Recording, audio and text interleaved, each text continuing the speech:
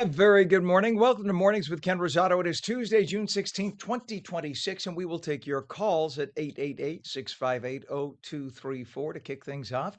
Meteorologist Mike Favetta, and he has a nice forecast near you. Mike, I was just looking outside, and it is fresh Mhm. and beautiful. 56 degrees, northern New Jersey, 54 in Yeah, Trenton. It's just lovely, lovely, it is gorgeous. The low delightful. humidity really makes it pleasant. You felt it yesterday, right? We had those nice dry northerly winds last throughout the day, at times a bit gusty, but that's what's going to create for a beautiful afternoon today. Less wind, high pressure in control, lots of sunshine all across the Northeast, and that's the temperature trend at least through the rest of today.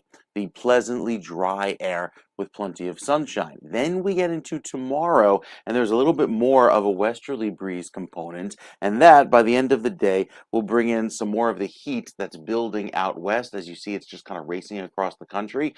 Once we get into tomorrow, I think that's where we have more of a southwesterly wind, and that's what brings back the heat, the haze, and humidity, especially for Thursday, with temperatures back in the 90s with that high humidity. So right now, the clear sky is suppressing a lot of that rain to our south, but it only does it for one more day. That's today. By tomorrow, a little bit more of that wet weather moves in. We'll actually have some thunderstorms this time tomorrow, so be prepared for that on your morning commute. For Wednesday, by the afternoon, potentially another round of storms, and then by Thursday morning and afternoon, more storms arrives as a few of these clouds take over ahead of the cold front. You see it drawn here and across the Northeast. That's what will bring back another round of slightly drier weather, but still warm going into the weekend. Some of these storms might even be severe by tomorrow afternoon, especially as we head into the end of the day. Thursday's storms could also have that potential for some severe weather with the straight line winds. The gusty winds upwards of 58 miles per hour. That's the category where they become severe. Even beyond that, some more rain on the way for Friday. So here's a couple days of wet weather ahead. Enjoy the sunshine today because I think it gets a little more active as the rest of the week goes along. We'll tell you all about it coming up and detail it day by day, Ken, with your next weather update. I got to wipe my spectacles, excuse me. So, so here's a question, like where does this air mass come from that all of a sudden we get this wonderful that even Pam, our director, was happy because Pam usually if it's not at least like 36, she's not happy and she's saying gorgeous in my ear and I know she's not talking about me. Well, So it played hockey in the off season. It came right from Canada, so it's that nice, refreshing, dry air. We like our friends from the north when they give us a little bit of pleasant weather. Not so much those Alberta Clippers in the wintertime that kind of make everybody go in a tizzy because it gives us an inch of snow. But when it's pleasant and it kind of keeps the AC bills a little bit lower, yeah, we like that.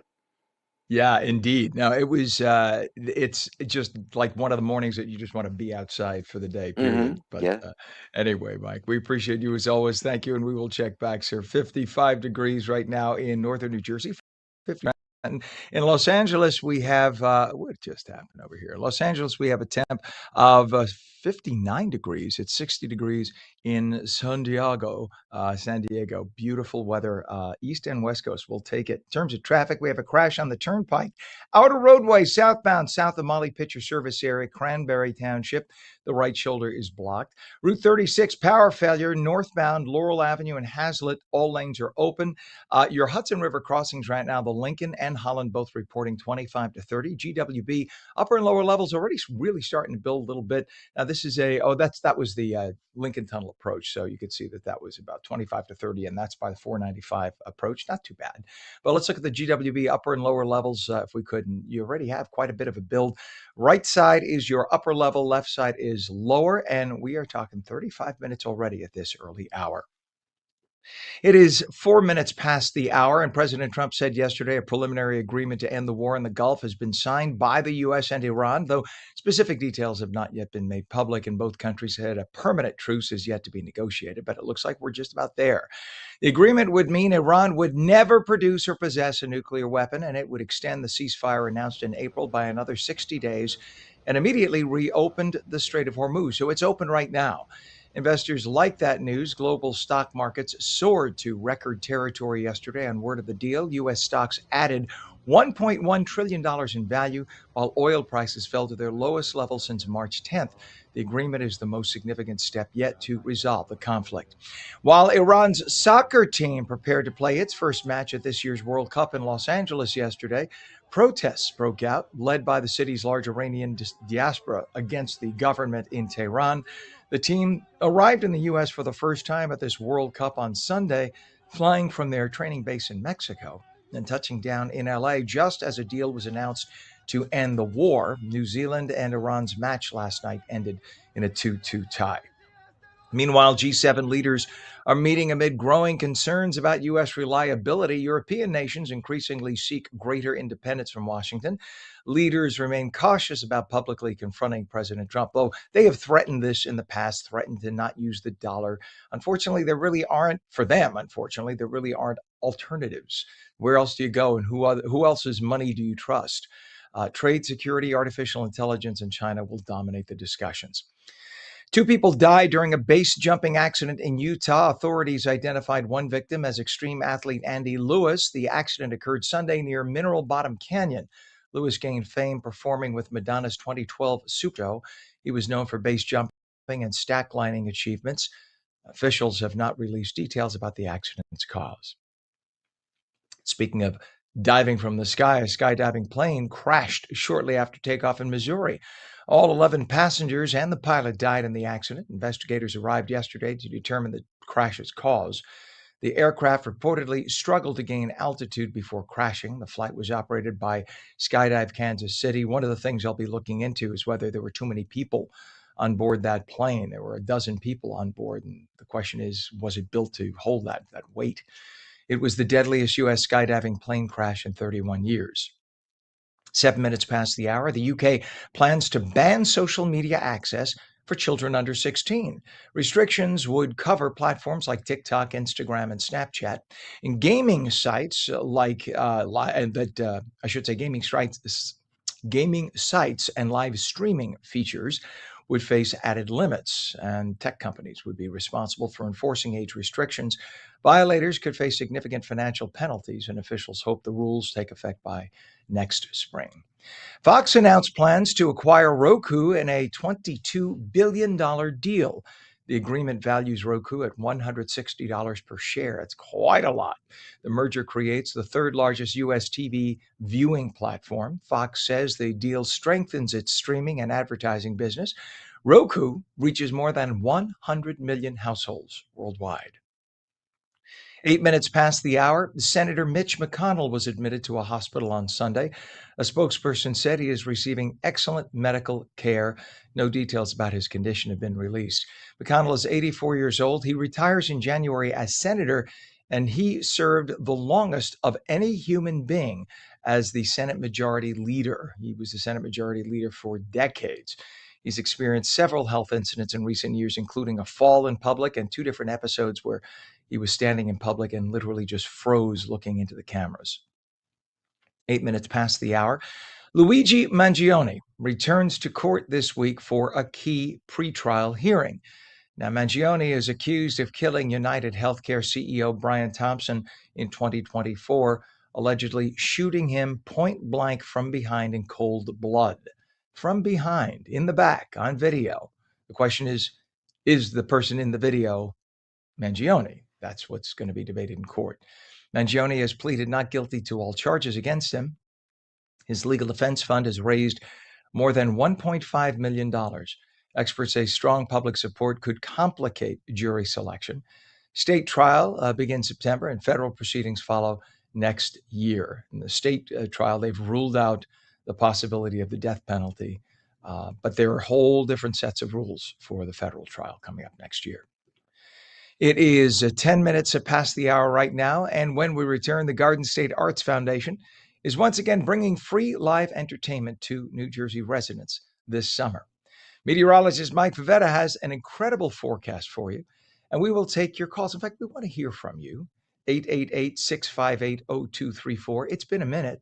We got the phone system set up, so why aren't you calling? Oh, Ken, I'm getting the laundry done. Ken, I'm making the kids breakfast. No. Pam, our director, and Mike, we're a little upset that you haven't picked up the phone. Call us. 888-658-0234. 888-658-0234. You're watching Mornings with Ken Rosato, now live on the East Coast and the West. Again, Mike calling for beautiful, beautiful sunny spring-like conditions today. Late spring, temps in the upper 70s, low humidity. If you haven't gone outside yet, you know what? Just go walk the dog. If you don't have a dog, go find a dog and walk it. It's that beautiful outside. We're coming back in 2 minutes. Don't go away.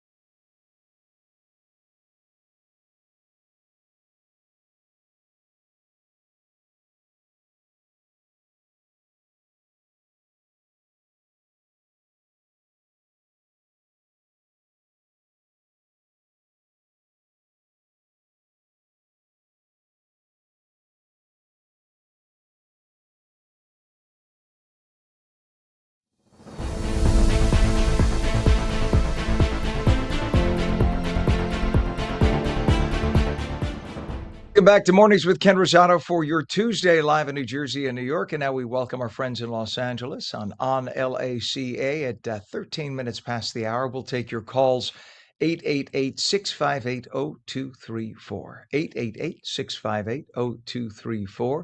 Meteorologist Mike Favetta has the forecast near you. Mike, I know that we know that we just had Mother's Day, right? And Mm-hmm. you're a dad 2 times over. So I know you know Right. that we have Father's Day coming up. Did you know Yes, we what do. day today is? Go ahead. Go ahead. No. What is today? You lived in Italy, didn't you? Yeah. Is it a hot national holiday? If, as far as I'm concerned, it's a national holiday. This one trumps St. Joseph's Day. Okay. What is it? Of course, I'm burning in hell. I can feel my toes on fire right now. Today is National Cannoli Day. I, I Cannoli mean, Day. yeah, look, we even have a sign. You have a sign. Do you have the cannoli to share, or is this just a? Would I just have one cannoli? I have Oh two. my goodness! Wow, the whole tray. So our friends from Uncle Giuseppe's, one of our favorite Yeah. places on earth. As far as, if I were 5 years old again, Disney, Mm. Universal Studios, you can go to heck. No offense. Take me to Uncle Giuseppe's and just unleash me. Like if I were five, I'd tell my mother, bring me by the hand into Uncle Giuseppe's and disappear and just let me meander. That would be my Disney at the age of 5 and even at the age of 59. Okay? Just saying. It is So a they great were store nice to enough to roam send. to get lost in. This is true. You go Hmm. into Uncle Giuseppe's with like $10 in your pocket thinking, I'm just going to buy this. And you come out using all your credit cards maxed out because you got 6 carts full of stuff and you're thinking, when am I going to cook and eat this stuff? But it's so good, you can't help yourself. It just is what it Yeah, is. yeah, it is. It's true. So, and Pam, what kind of a New Jersey resident are you that you have never been to Uncle Giuseppe's? I don't know. We might have to revoke her Jersey card. I'm a little upset. Maybe, Anyway, but maybe. we will have Uncle Giuseppe's on a little bit, and we will have somebody taste test the cannoli live on camera. Who might that Oh be? my goodness, so I'll exciting. have to find someone. Anyway, I defer to you, sir. You have as beautiful as those cannolis look. You have a Hmm. forecast just as beautiful. I do. I certainly do. And we've got some amazing weather to enjoy your cannoli, maybe al fresco. Have some sunshine today, low humidity, lots of clear air. It looks all beautiful across New Jersey, even with the lower levels of pollen. Now, over the last few weeks, we've seen those pollen levels sky high, but they've actually taken a little bit of a relaxing trend over the last few days, thanks to the drier weather, obviously a little bit of wet weather too, helping to rinse that pollen from the atmosphere. We take a look out west where there is a big hot weather stretch building, allowing for temperatures to near 100 degrees along the coast, even, and well over 100 in the desert. It's all due to that big bubble of warm air that's promoting that heat wave and helping temperatures get anywhere from 10 to 20 degrees above average. Well, that's the warm air that's headed in our direction later on this week. After a little bit of midweek rain, we get a first round of rain tomorrow morning, another round Thursday morning and afternoon, and then by Friday have another chance of some rain by the end of the day. But Saturday and Sunday look to be pretty warm with the clear sky. And then as we head into Monday, more rain moves back in. So there is a wetter trend over the next several days, even on the future cast showing with these systems that make their way back up the coast after several days of dry weather. You can see them here, one lined up after the next, giving us our storms even throughout the day on Thursday. And then for Friday into Saturday, there's that clear sky that meanders across the country and parks itself once more across New Jersey, giving us our lovely weather here and sticking around going into next week. We'll tell you more about that with your weekend weather, Ken, coming up in just a few minutes. All right, sir. Very good. We appreciate you, sir. I had a little cannoli on my tongue there. So, all right. By the way, it's funny because Pam is not does not have a vowel at the end of her name like the two of us, and so Pam pointed out that while we Italiano Americani are celebrating National Cannoli Day, today's also National Fudge Day. So for those Nah. like six people coast to coast who are not cannoli fans, you Mm. got a fudge thing to you can enjoy fudge. Fudge is good. And the nice thing about But I fudge is we enjoy always yeah, it's the Italian American inspired chocolate dipped cannoli shell that I prefer. It stays a little crunchier for longer. So you kind of right. blend those two things together. And you know why they of course you know why they dip it in chocolate. No. Why do they dip in You chocolate? said it. You actually alluded to it Oh, just because it now. It's stays so that crunchy. Yeah, yeah, yeah, yeah, yeah, yeah. You're right. right. Hmm. It acts as like a barrier so that the cream does not get soaked into the shell and make it soggy because a soggy cannoli ain't a cannoli. That's just It's mush. terrible. You have Hmm. to the whole point is having in Sicily they fry the shell fresh and then pump it while it's still warm. So you got cold cream and then the warm crust and you get that contrast and stop. I'm getting a little insane. But yes, anyway, but yes, happy Fudge Day, happy National Cannoli Day, and happy day to you, sir. Always a pleasure. All right. Yes, we're a little insane. I'll tell you a It's story about a 18 minutes. canolo Yes. coming up. I don't think you know the Ah, story, but I'll give it to you coming up. It's it involves this details oh, in a few minutes. Oh ooh. yeah. That's a Mm-hmm. tease. This man knows how to Yeah. tease. Okay. All right. We'll check. You We'll bet. check back. Thank you, Mike. Appreciate it. 18 minutes past the hour right now. We do have some traffic to talk about. I-280. We have a crash now westbound west of exit 9 Pleasant Avenue. West Orange, the right shoulder's closed, causing about a 3-mile backup. Sorry about that, folks. Poor people trying to get into that. Over to the Outer Bridge crossing. We have a crash now. Eastbound mid-span Perth Amboy. The right lane is blocked there down to the turnpike. Crash on the turnpike, outer roadway southbound, south of the Molly Pitcher service area in Cranberry. That's impacting the right shoulder, really. So it's not too bad. You can see a little bit of a residual delay. That's a weird shot. So that is clearly you see all those cables and the red, that tells me that's a broadcast tower. So they have a camera on a broadcast tower. And I guess in order to get the shot, to get that little, 2, 3 vehicle shot, they had to turn the camera. But there you go. And then we have a problem on Route 36, a power failure northbound at Laurel Avenue in Hazlitt Township. All lanes are currently open. Your Hudson River crossings, the approach, Pam, if you have the approach again, I don't know if you have it to the 495 Columbia Avenue access to there you go. There it is. So now we're up to 35 to 40 minutes into the Lincoln Tunnel, and that approaches the Helix right there.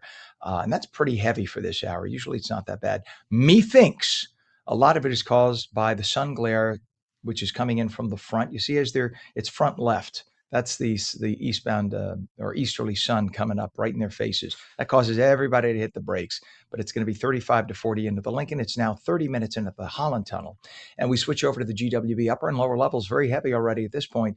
40 to 45 minutes in. Upper level on the right, lower level is on the left. Just a couple of incidents in LA, and then we have our guest waiting very patiently.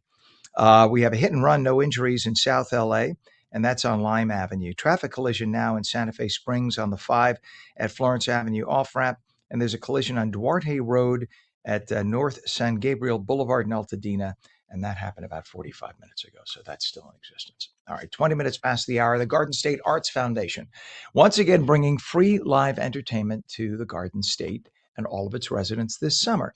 The concert series at the PNC Bank Arts Center in Homedale will feature a special celebration of America's 250th on July 1st with a performance by the United States Army Field Band and opening act American Bombshells. Joining us now is Ron Gravino, Vice President of the Garden State Arts Foundation. Ron, good morning to you. Thank you for coming on. Happy Cannoli Day, sir. You know, you are a piece of work, I have to tell you. I didn't know there was such a thing as national, nice Italian boy like Gravino, Rosato. It's in the Mike guy. We're all good here, but I We're learn just something genetic. every day. Yeah, it is. It's my girlfriend's birthday, so I gotta give her a shout out for National Cannoli Day. You know, as far as what's her name? Annette. So Annette. Happy birthday, Annette. 21 years old, and she never had a fight. There you go. There you go. Exactly. But you really, and in LA, I'm impressed. I feel like I'm part of like the five, the backup on the five. Yes. Oh my God. Yes. Who needs Fox News? You got us. No, and they're good people. I know half the folks over there at Fox News too. I used to work at Fox many a year ago. But we started our LA channel about just under a year ago on LACA, and we're also actually on in the state of Florida on FLA.com. But that one, that's still in beta testing. But we're getting there. It's good. We got about 40,000 streams a morning, so we're working little by little. Nice. So it's thank you for having me on again, and I send best wishes from a mutual friend. His name is Brucey, cousin Brucey. I know you go back in the day with him, and he said to say hello to you.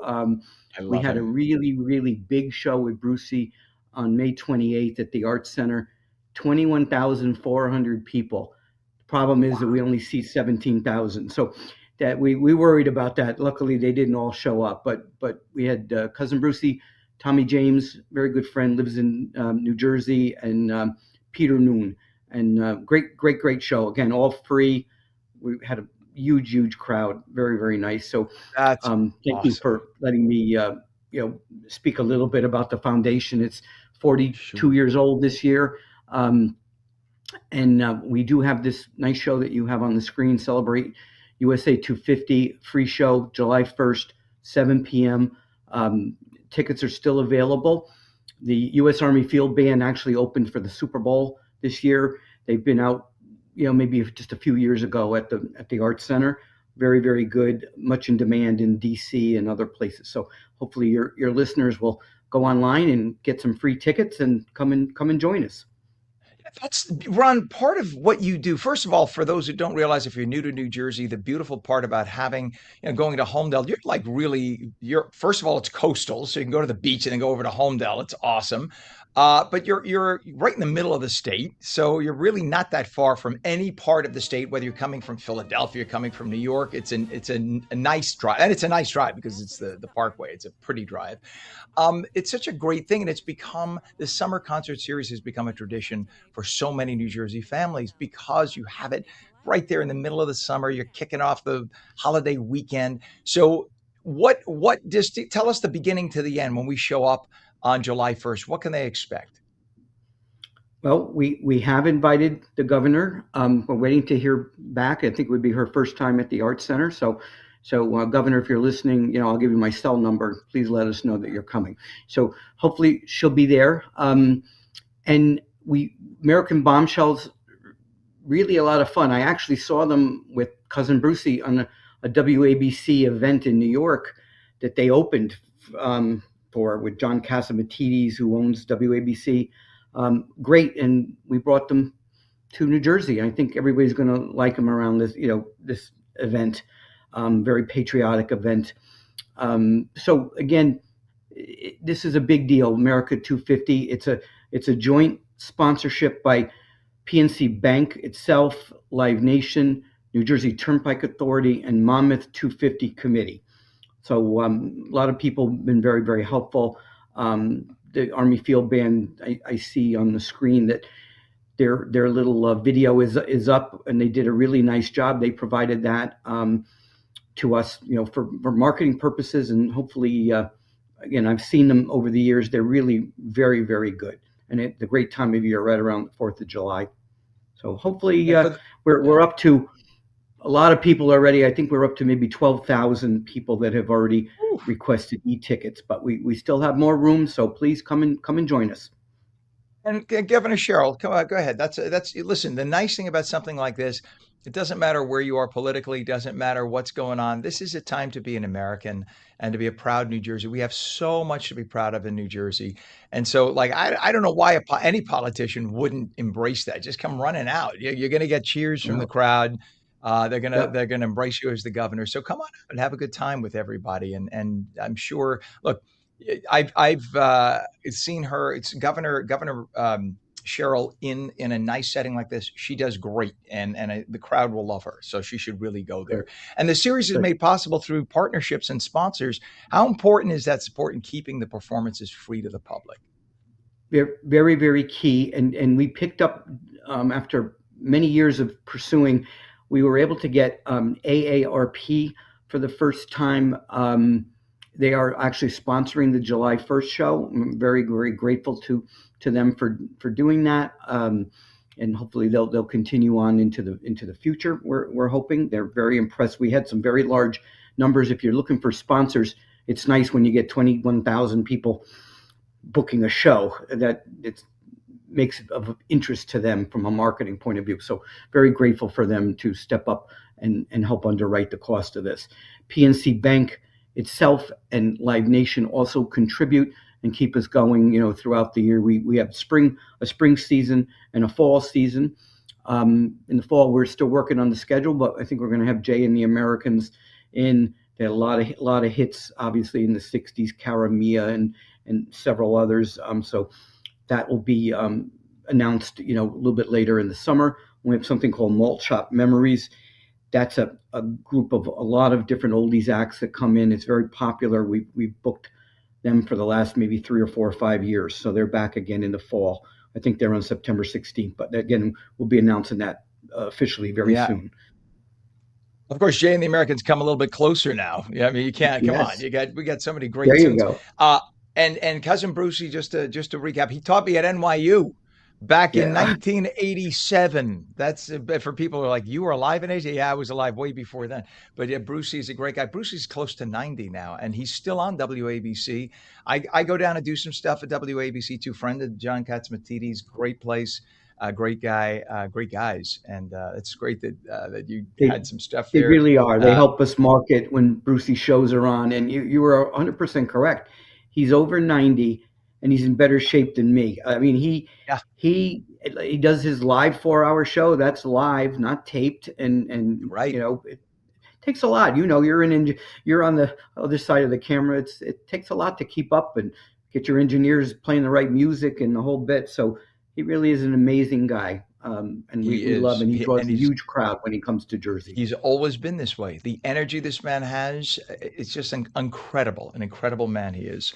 Well, Ron Gravino, you're an incredible man too. Vice President of the Garden State Arts Center. Give Garden State Arts Foundation, I should say, give everybody a website so they can get those tickets, those free tickets for July 1st. Sure. It's at gsafoundation.org, and it'll pop right up, and you can go in and click on those on this show, and we look forward to seeing all of your fans, your viewers, and we appreciate you letting us get our message out through your station here, Ken. Much appreciated. You are always welcome, my friend. And if you want to come, let us know. I'll give you the secret code that you could come back, and then you can interview the governor free. No, I won't charge. It's all good. So I'm actually working that whole weekend at two of the AM radio stations in New York. I'm filling in for okay. everybody else, so they could have a weekend off for a change. But Oh, good. otherwise, I That's would be nice. there because that's one Nice. of my favorite venues. I love that. I love the PNC Art Center. It's just fantastic. Ron Gravino, Vice President of the Garden State Arts Foundation. We love you. Come on anytime. Thank you so much for coming on this morning. Thank you. Thanks for doing You this. bet. Take care. Thank you. All right. Happy summer too, and happy cannoli day. It is at 7:30 already. Wow. On the East Coast, 4:30 West. When we come back, Pacific Southern Railway is launching its first ever summer train show in New Jersey. James Murray, star of Impractical Jokers. He's going to tell us more about it. We're back in 2.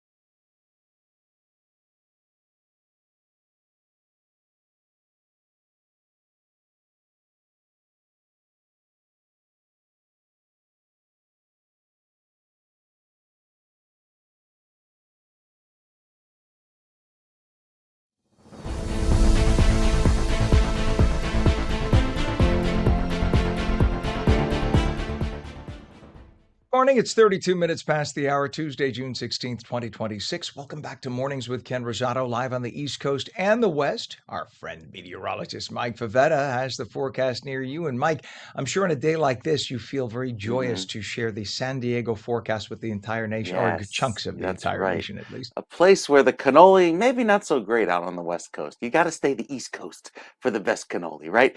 So, quick story for you. I proposed to my wife in a cannoli shell. I put the ring in a cannoli shell, empty. It didn't have any of the, the cheese, the ricotta on it. People asked me that, like, it got so dirty. No, no, no. But yeah, right on Arthur Avenue and East 187th Street in the Bronx. So I brought it, mean, brought it right what back other home. way? It was like a Bronx tale, basically. What other way to get engaged if you're Italian American than with a Mm-hmm. cannoli? That's just the way. Mm-hmm. That is such a sweet story. Sweet Yeah. story, you get it. There Very, you go. very nice. I'll be here all day. Try the veal. I loved it. But what if she took a bite and swallowed a ring? What would have Oh, happened? please. The way the baker was presenting it, he was so nervous he would fall out. It was like this. Under the Mhm. ruse of, oh, we're going to go fill cannoli before we go to dinner. Like, who goes for dessert before dinner? It was after so many attempts failed, I thought, all right, this Oh, is going to be the winner. And it worked that out. is But the hysterical. funniest part was it was right before a winter storm. So all of the Twitter accounts and all the social media was very, very active, if you will. But the storm never happened. So on all the channels where the meteorologist is, popping up on the screen, you see our engagement photo there instead of the snowstorm. It was very funny. It was, let's go take a That's live look at all the awesome. Twitter feeds. Here's the snow. Oh, there's Mike with his fiance. Yeah. It was so it's kind of like You're all gonna be stuck in your house for a week. But wait a second, Mike got engaged. That's it great. was it was this kind of fortuitous announcement that it didn't plan it that way, but here we are. So yeah, That's very cool. But I'm very sure all the other meteorologists in the industry got to know that their friend and their colleague got engaged that way. That's a good thing. and had a Awesome, good sir. cannoli to boot. Probably some of the best out there. What's So more yeah. important than that?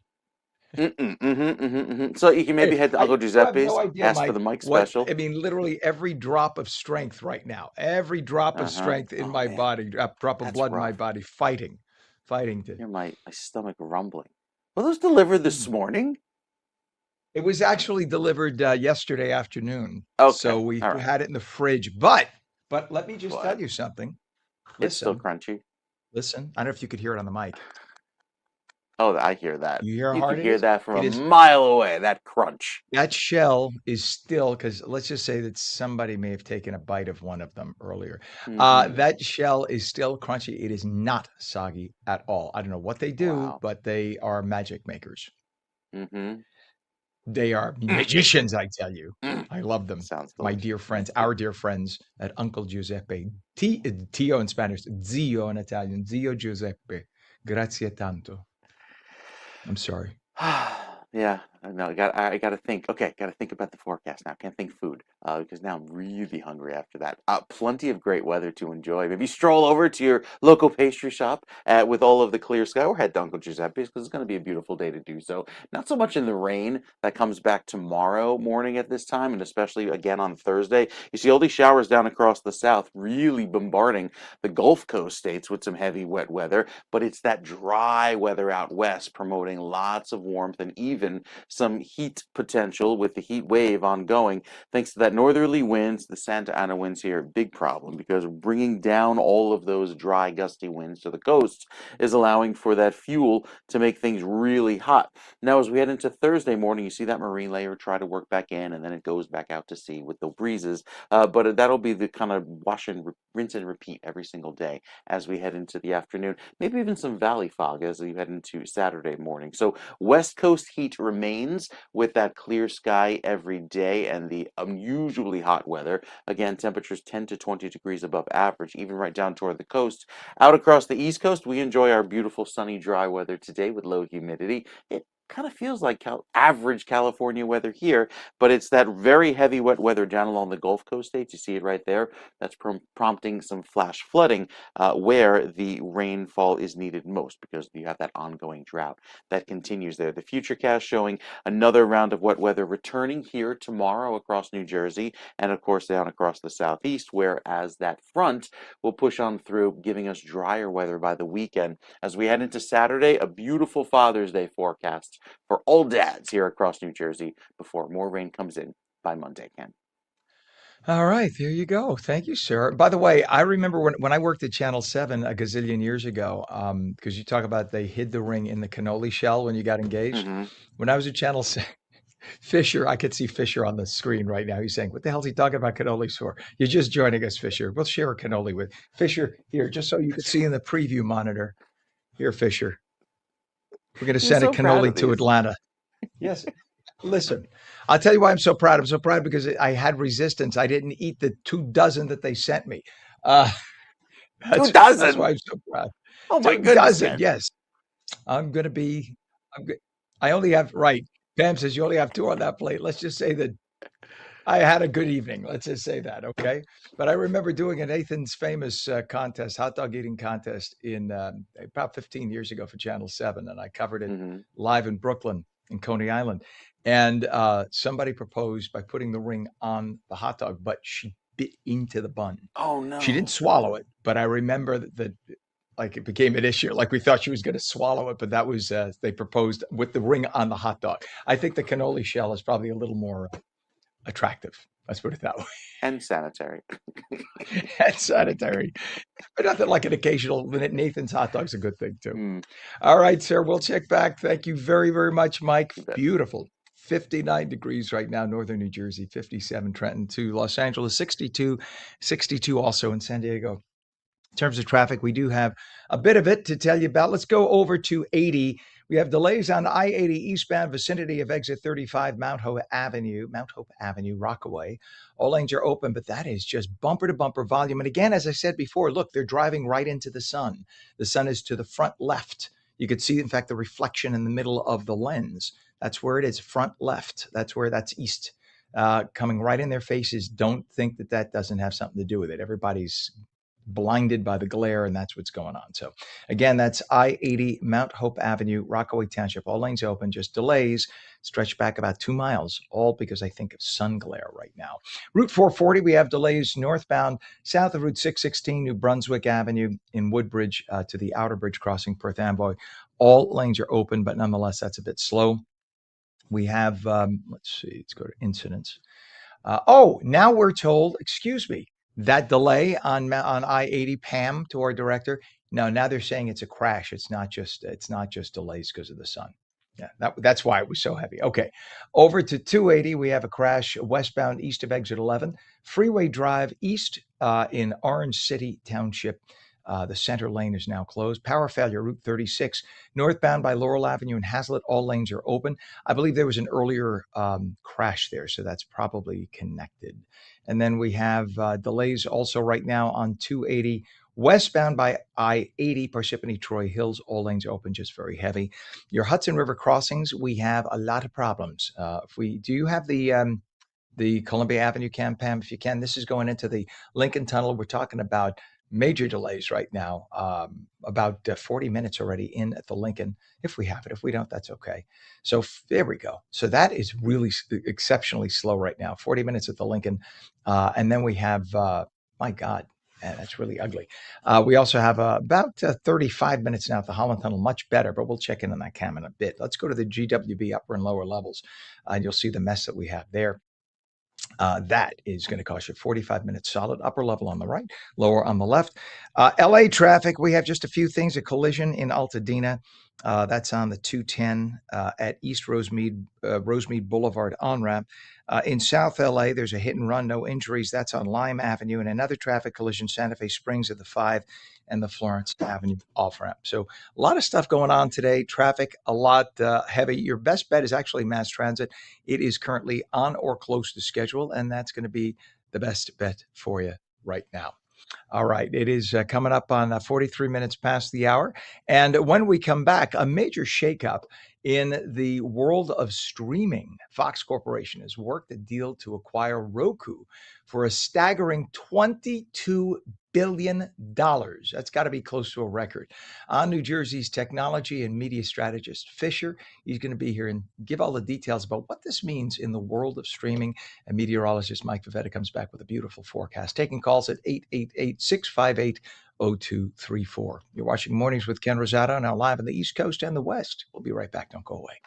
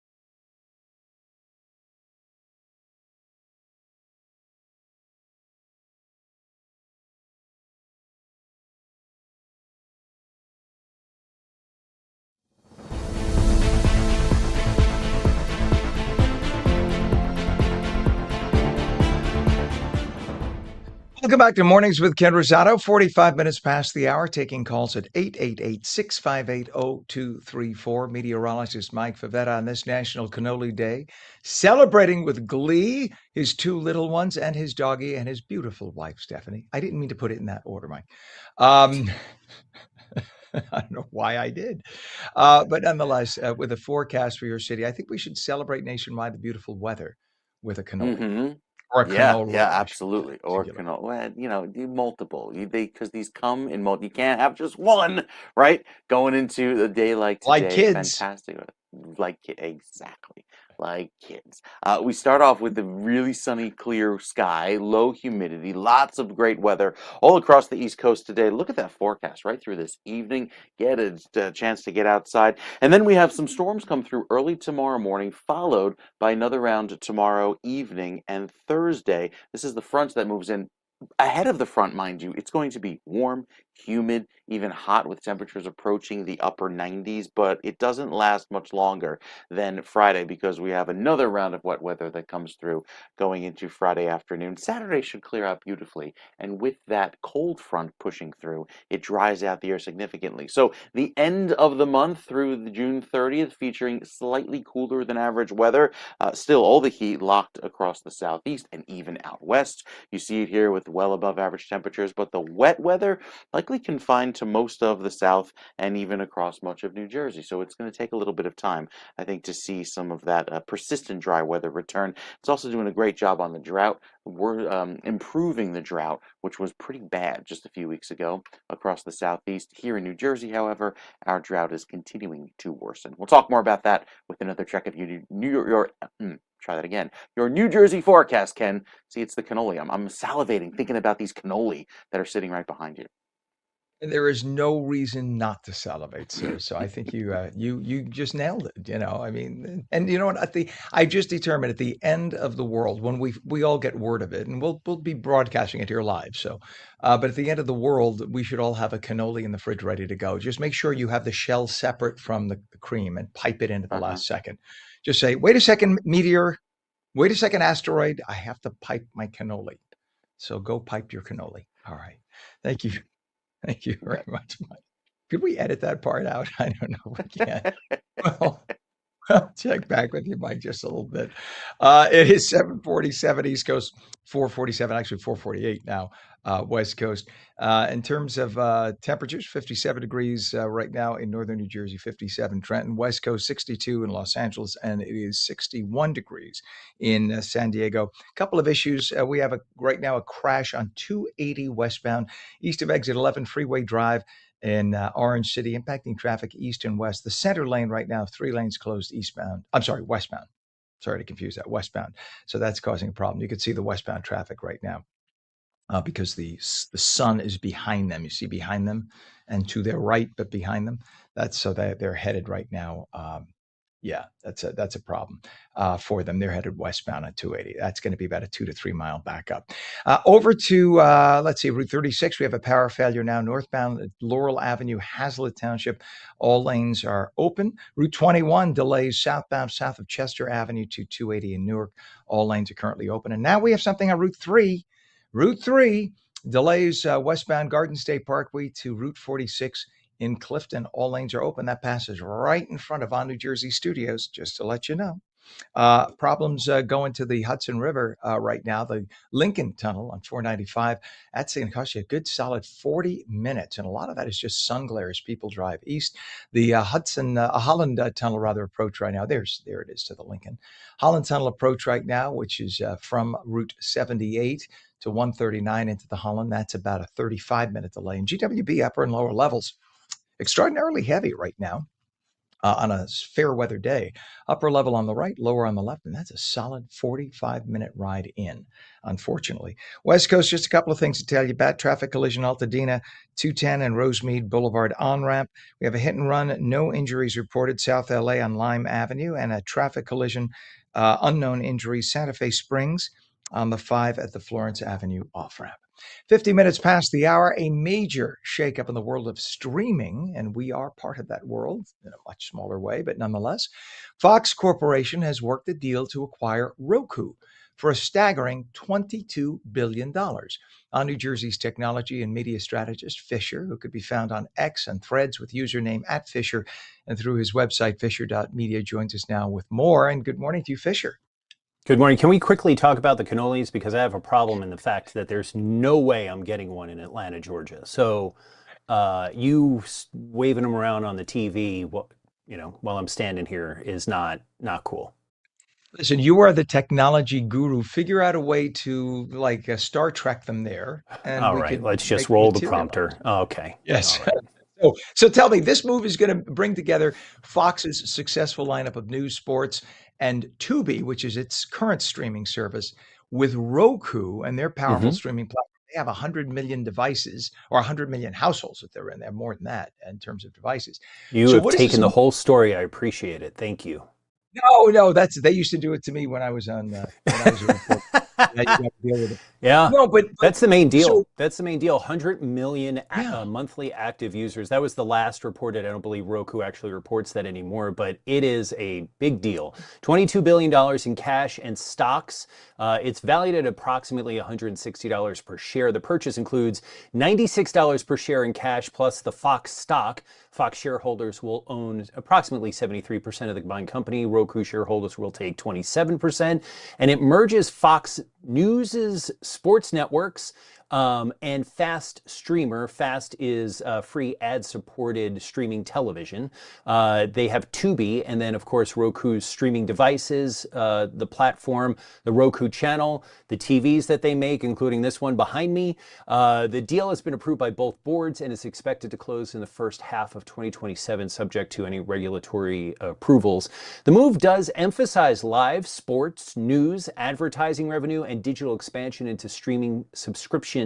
As traditional TV evolves, Fox anticipates $400 million in annual cost savings, plus additional revenue upside from the combination. And again, Ken, 100 million monthly active users. So every time you use a Roku device, Roku television, it is logged in and it has some basic information. We've talked about before the importance of your email address, right? So that gives a lot of information just based on the fact that I have the email address and I log into Roku, I log into ESPN or my Hulu or whatever it is, that having that information, knowing that's me, it gives them a lot of demographic and geographic information about their users. So Fox having that and then being able to advertise all their Fox sports, Fox News, Fox, TV shows on the normal broadcast channel, whatever they own from their O&Os and delivering it directly to those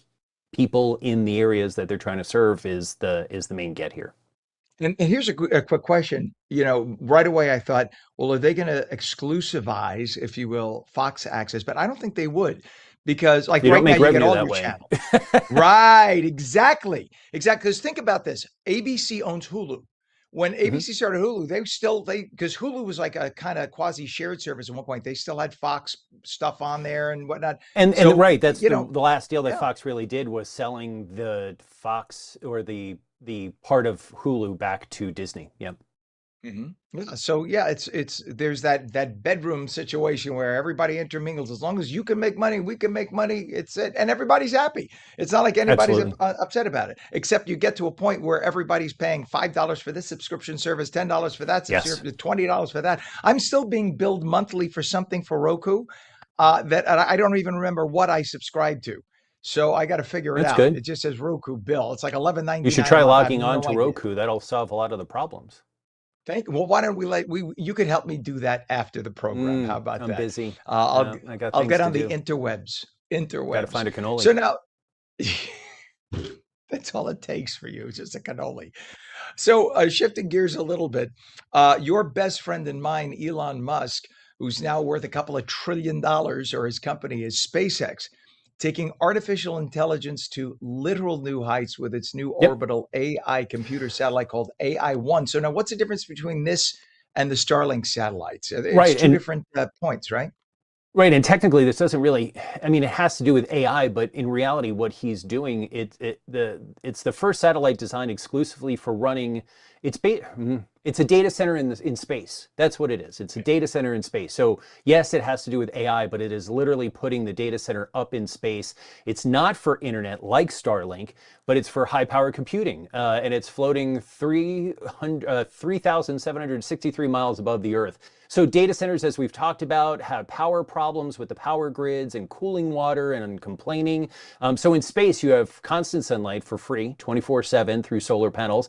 The radiative cooling in the vacuum, which means a lot of people have said, well, you can't put all that heat into space. How does the sun work? I mean, what are we talking about here? So, and then you will have no need for water to cool the data centers because you have space. Elon Musk says AI-1 is easier to build. It's just large solar arrays, a big radiator for the heat, and they feed the data, because that's, you know, another question is, what are they going to run cables? No, they're not going to run cables. They use lasers to shoot the data back to Earth. And then they have AI modules that obviously SpaceX will be able to swap out. And it's just or their ships as it is. This is just the first SpaceX AI-1 that they plan on putting up. The talk is potentially up to 1 million satellites that could deliver gigawatts of AI capacity using Starship launches. It's the SpaceX ship, and that should start, they're saying the first one could be up around 2028. Experts debate radiative cooling efficiency. Think about the sun. Radiation hardened chips, launch costs, latency for the communications, and of course, long-term orbital debris risks. Having 1 million satellites just for this, plus SpaceX, plus all the other satellites, that actually could be the most legitimate. Now, I am not a space expert and I do not play one on television, but everybody has to complain about everything. You know, listen, for real, you're flying in a plane. Think about having 1 million objects a few miles above your head that might go rogue or go out of orbit. Do you want to be flying at 36,000 feet?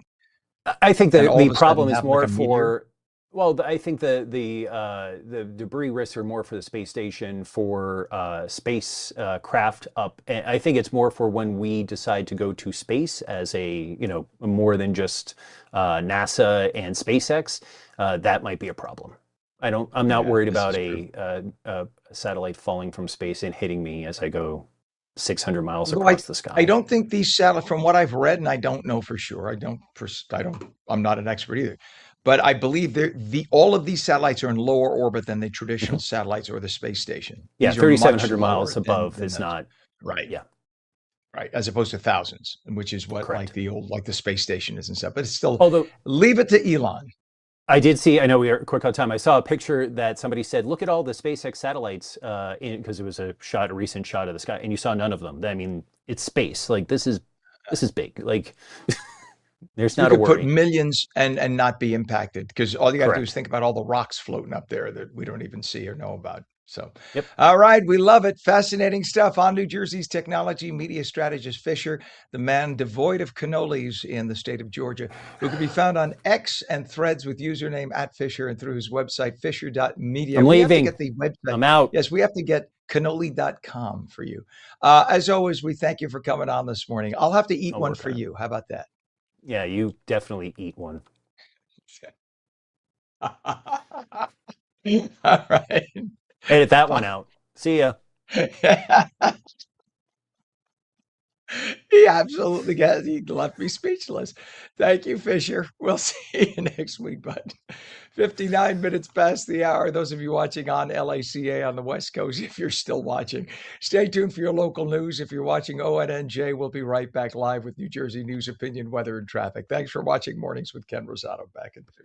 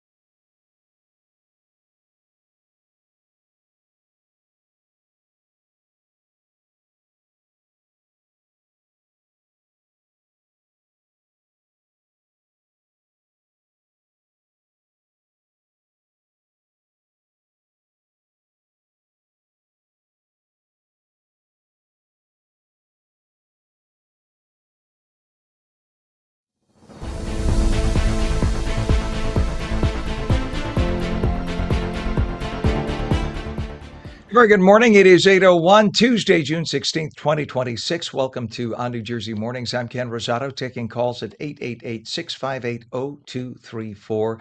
An absolutely beautiful, comfortable late spring day today. Highs in the upper 70s, low humidities. Meteorologist Mike Favetta has the full Garden State forecast. Good morning to you, Mike. This It is does. basically the San Diego forecast every day, right? Basically, yeah. Nice, dry, low humidity. We had a little bit of a breeze yesterday. If you went to the beach and It had was saw the umbrellas perfect. flapping around, it Perfect. was gorgeous. It was nice. But with Mm. the sunshine abounding today, we get a repeat. Lots of great weather, even less wind this afternoon.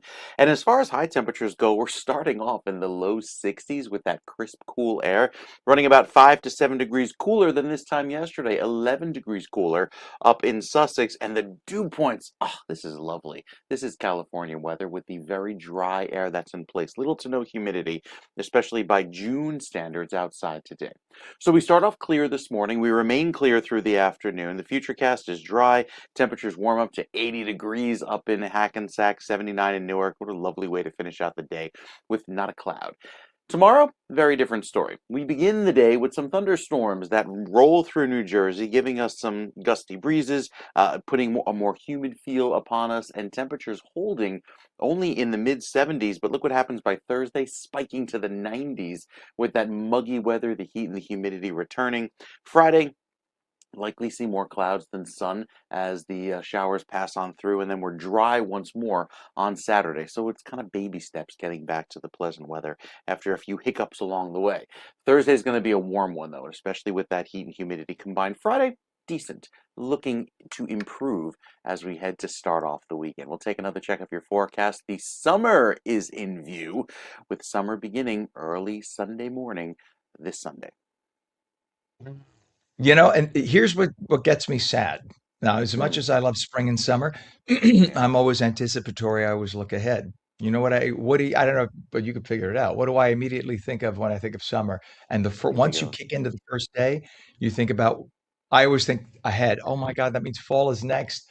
It means, so the longest day of the year is yeah. Sunday, right? Yes, Summer it is. solstice. And then Yep. after that, starting Monday, each day will get a minute or roughly a minute Mm, shorter true. until my seasonal depression kicks in. And then you'll have to deal with me then. And you don't want to deal with me then. Noted. Yes, noted. I'll go get my medications right now. All right, Mike. Thank you very much, sir. 4 minutes past the hour, 58 degrees in northern New Jersey, 61 in Trenton, and it is 60 degrees now in Vineland. It's 57 degrees in Cape May. In terms of traffic, we do have a lot of it already. Let's go to Route 17 right now. Southbound, there are delays. This is not a crash, just a lot of delays. Southbound from Route 4 Paramus to Passaic Street, Rochelle Park. All lanes are open, but if you look on the left side of your screen, you can see the real crawl there. It's only about 3 to 5 miles an hour as people make their way through. We have delays also, Garden State Parkway, pardon me, northbound from exit 125 to 127, 2 to 3 mile delay. That's in Woodbridge. And then over to Route 36. There's a power failure northbound at Laurel Avenue and Hazlitt. All lanes are open, just again, causing some delays through there. Hudson River crossings have been just a mess today, an absolute mess. In fact, let's go. Pam, do you have the Turnpike approach to the Holland? 139, if you can. So we're told we have delays now at the Holland Tunnel South Tunnel, the eastbound side from New Jersey to New York. It says all lanes open. Travel time right now is 30 to 35 minutes. So I don't know if we have Route 139. Oh, the shot's not working. All right. All right. No problem. Thank you, though, for checking, Pam. The Lincoln Tunnel approach right now is also 35 minutes. GWB is really a mess. Look at the upper and lower levels of the GWB 8095. This is a solid 45 minutes in. Really bad upper level on the right. Pardon me. Lower level on the left. And I think a lot of this, we don't have any crashes to report. A lot of this is just sun glare. It is so beautiful out and the sun is so strong that you can see that they're driving into the sun because they're headed eastbound.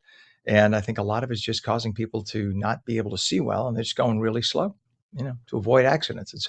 You know what? I'll take a slow move because of sun glare rather than people going fast in the blinding sun and getting into an accident and causing 2 hours of delays. Think about it that way. See, always have a positive thought. All right. Thank you very much for that shot there, Pam. It's 6 minutes after 8 in summer. It's supposed to be a time to relax, but for many families, the season can quickly become overwhelming as routine change occurs and activities pile up and schedules become less predictable. Our next guest says a few simple organization strategies can help reduce your stress and create a much calmer, more zen, more enjoyable summer at home. Joining us now is Amber Taggart, productivity and organization expert, founder of the Organizer Chicks. Please excuse my laryngetic voice today, and we say good morning to you. Good to have you on. Good morning. Thanks for having me, Ken. You bet. Now, if all those people driving in all that traffic could have just organized their time better, they would not be stuck in traffic. If they had just left maybe 15 minutes earlier, taken a different route, right? Figured out the route better. But no. So that's so It's funny not to the me. I route. used to I'm be here in to that. tell you, it's not the road that's the problem. That's actually one of the first things that got me thinking about becoming a professional organizer and a productivity expert in the first place was the statistic that the average American is wasting 17 minutes a day looking for things that they've lost or misplaced. And because I'm a nerd, I did the math. What is 17 minutes a day over the course of a week, a month, the average human lifespan? And it's an incredible amount of time. It ends up being 49.25 full weeks of life. And when we're running around in the morning looking for those things we've lost or misplaced, we're inevitably 17 minutes late getting out the door a lot of mornings. And so we're stuck in traffic when maybe the plan could have should have been to leave a little bit earlier. And so I'm passionate about helping people to, yes, manage their time better. And one great way to do that is to manage your physical stuff better. And so that's why I'm here and that's what I'm all about.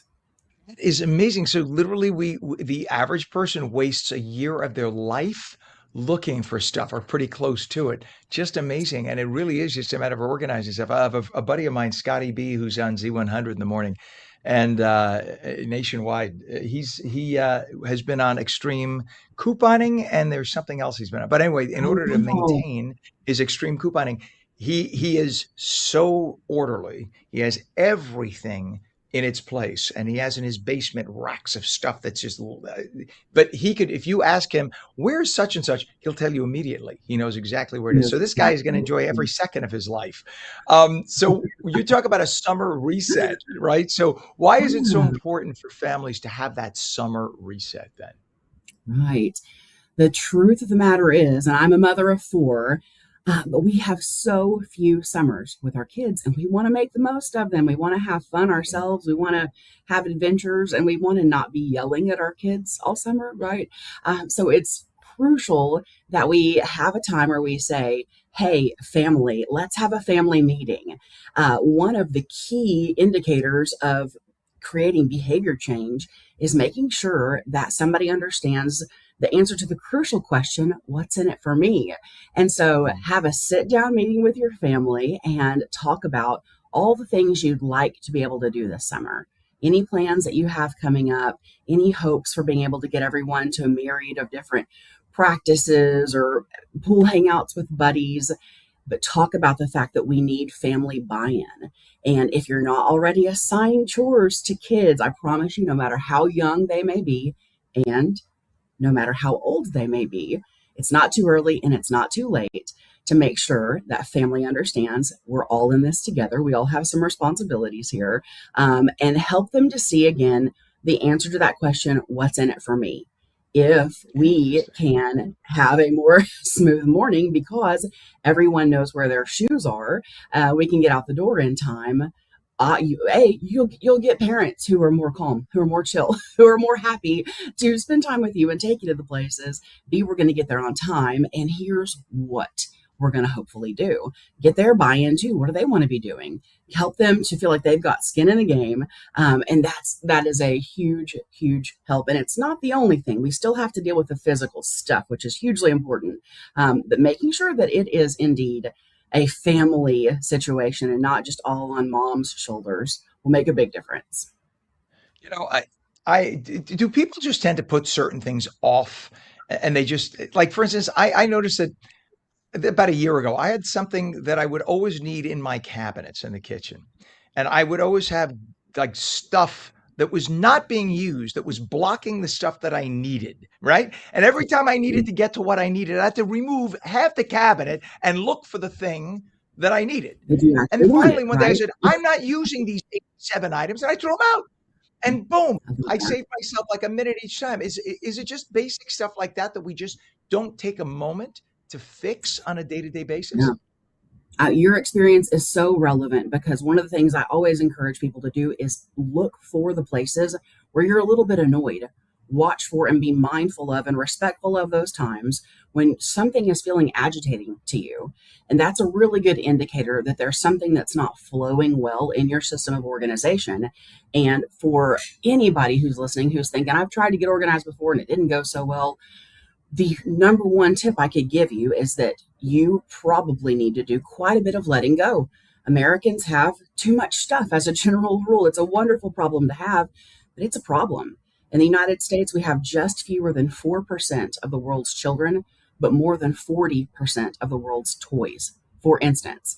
And that's obviously a statistic that deals with children's things, but I guarantee you, as adults, we have more than our fair share of toys too, whether they're, books or crafts or whatever it might be.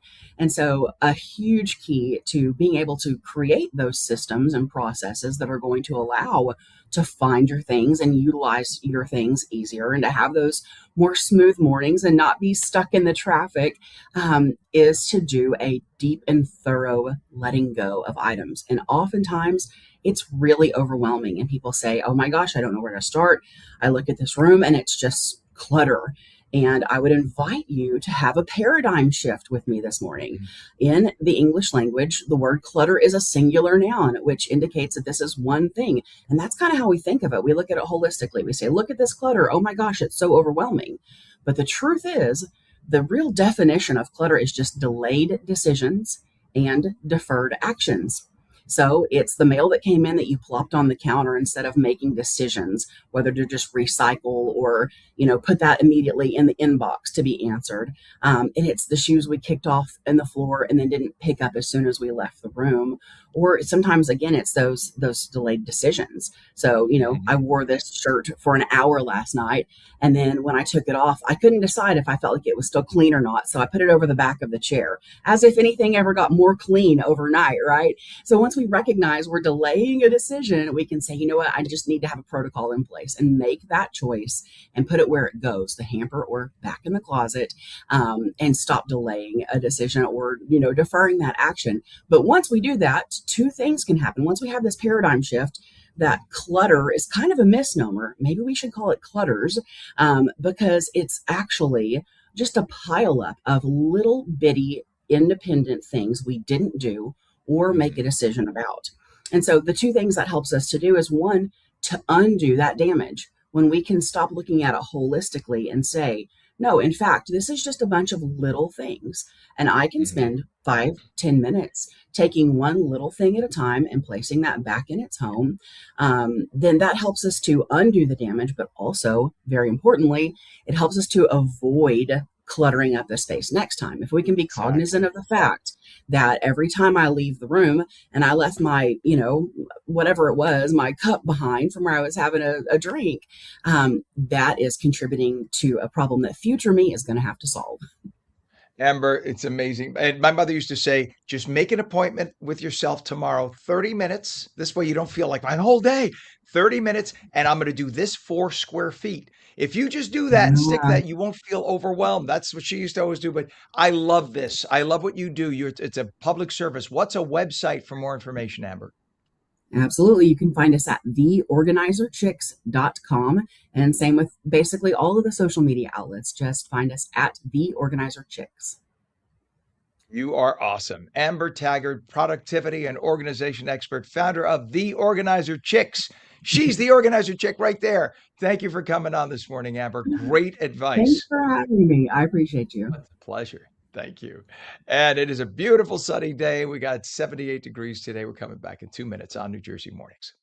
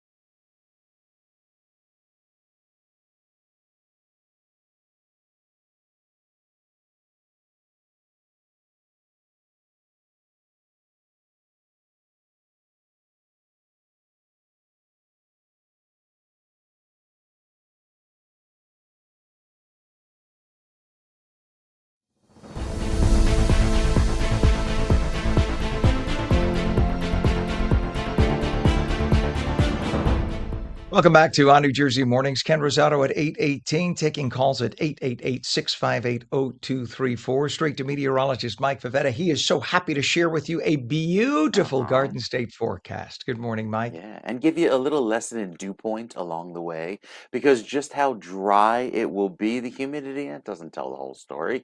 Humidity is a number that comes from dew point, so why not go back to the origin and look at how gorgeous it will be weather-wise. With the actual air temperature holding in the 70s today, that's right even inland.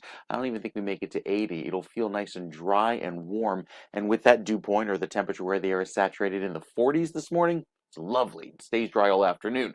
Tomorrow, that number jumps into the 60s, and that's where it turns muggy and humid, noticeably muggy, even through the end of the day. But then we get Miami levels of humidity by Thursday, especially with the dew points in the 70s in northern New Jersey. That is really sticky, and it will make it feel quite humid throughout our Thursday afternoon before humidity drops going into Friday with a pleasant feel. That also corresponds to a warmer heat index, because on Thursday, look at how it'll feel like 98 degrees Thursday afternoon. That's in the shade, feeling much hotter in the sun, even for you in Newark, 98 degrees there, 98 in Trenton. So really warm, humid weather on the way.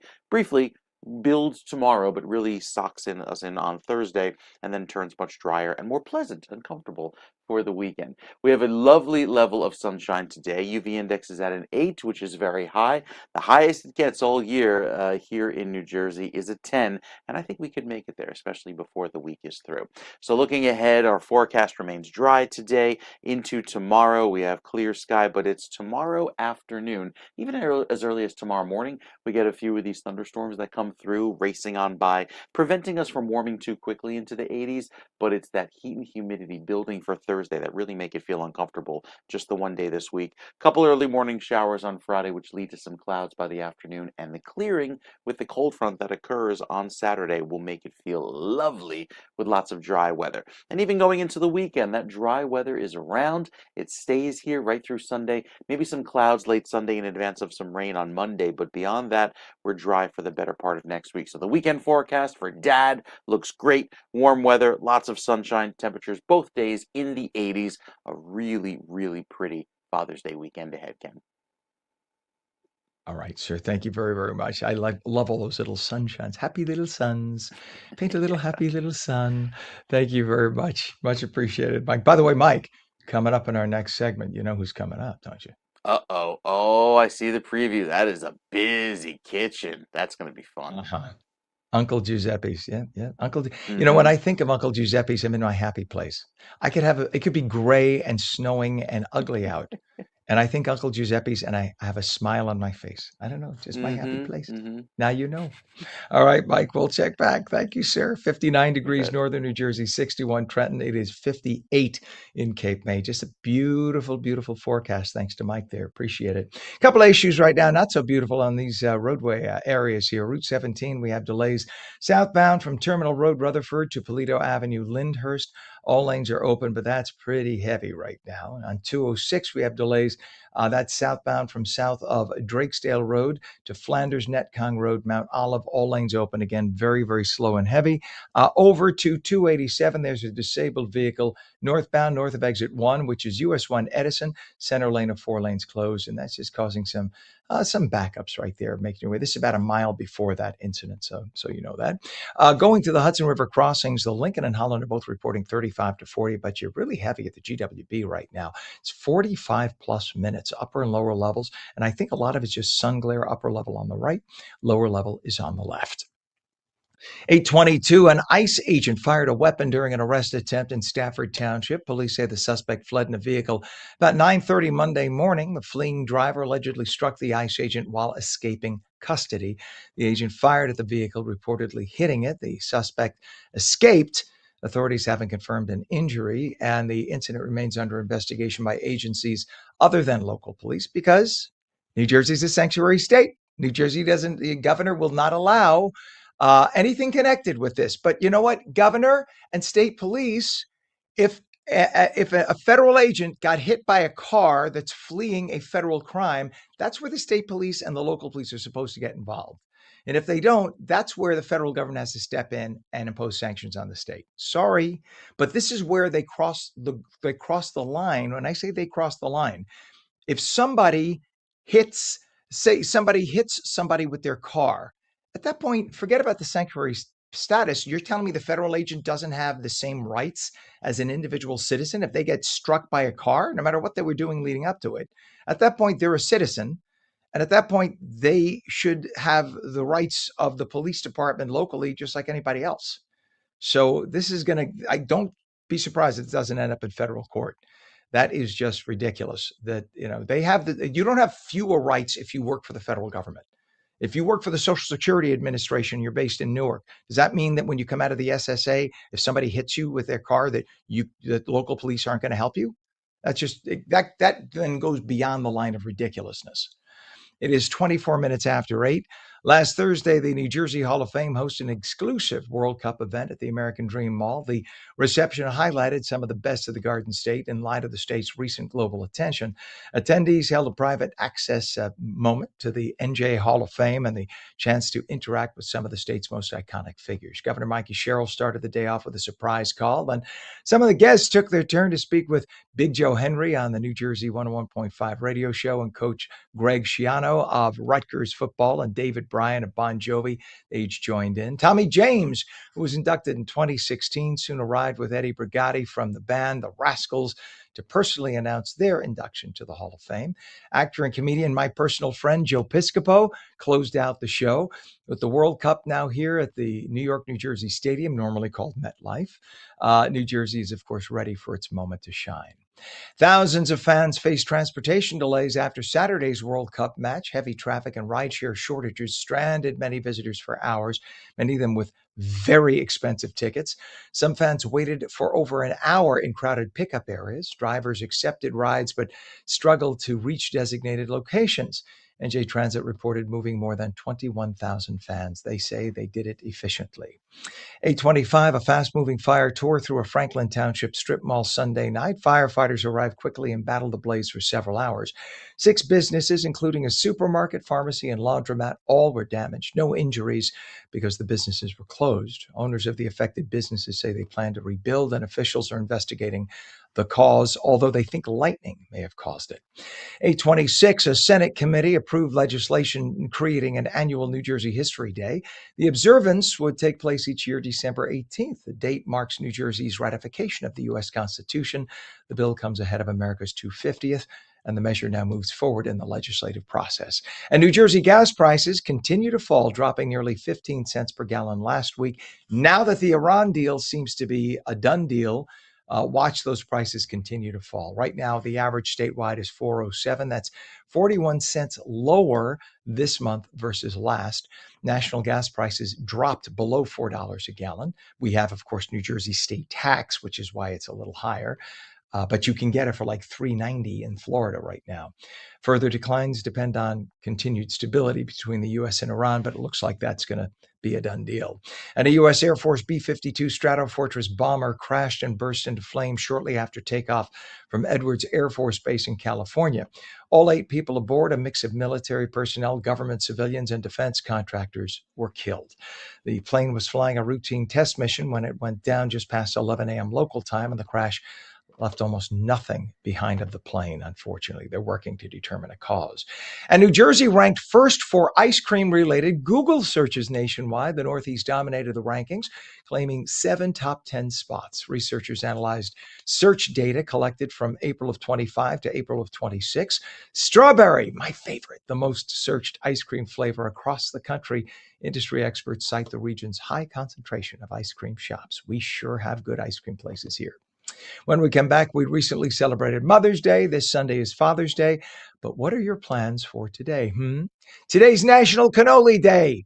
Our friends from Uncle Giuseppe's Marketplace will join us with a huge tray of cannoli, and they'll be in the bake shop. They'll teach us all about it. We're coming back in 2 minutes. You're watching On New Jersey Mornings.